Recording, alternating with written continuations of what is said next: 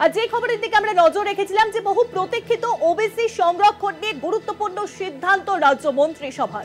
রাজ্য সরকারের বিভিন্ন চাকরিতে ওবিসি সংরক্ষণ নিয়ে সিদ্ধান্ত রাজ্য মন্ত্রিসভায়। ওবিসির তালিকায় 25টি সম্প্রদায়কে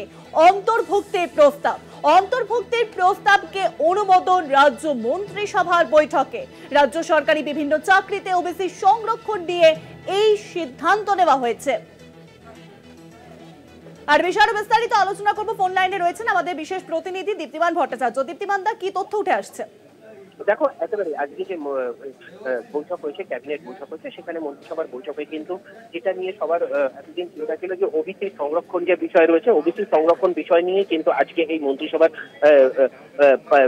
বিল ওঠে এবং তারপরে মন্ত্রিসভার এই বিষয় নিয়ে তারা কথা বলেন এবং রাজ্য মন্ত্রিসভা কিন্তু এটাতে অনুমোদন দেয়। এবং যেটা জানা যাচ্ছে এখনো পর্যন্ত রাজ্য সরকারের বিভিন্ন চাকরি যে রয়েছে সেখানে ওবিসি সংরক্ষণ সিদ্ধান্ত কিন্তু এই রাজ্য মন্ত্রিসভায় অনুমোদিত পেল এবং এখানে ওবিসি তালিকায় যে 25টি সম্প্রদায়কে অন্তর্ভুক্তের প্রস্তাব দেওয়া হয়েছিল, সেই 25টি সম্প্রদায়কেই কিন্তু এখানে অন্তর্ভুক্ত করা হলো এবং এই প্রস্তাবকেই কিন্তু অনুমোদিত দেওয়া হলো আজকে রাজ্য মন্ত্রিসভার বৈঠকে।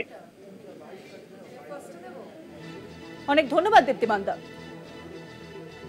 বহু প্রতীক্ষিত ওবিসি সংরক্ষণ নিয়ে গুরুত্বপূর্ণ সিদ্ধান্ত রাজ্যের। ওবিসি তালিকায় 25টি সম্প্রদায়কে অন্তর্ভুক্তির প্রস্তাব বলে জানা যাচ্ছে।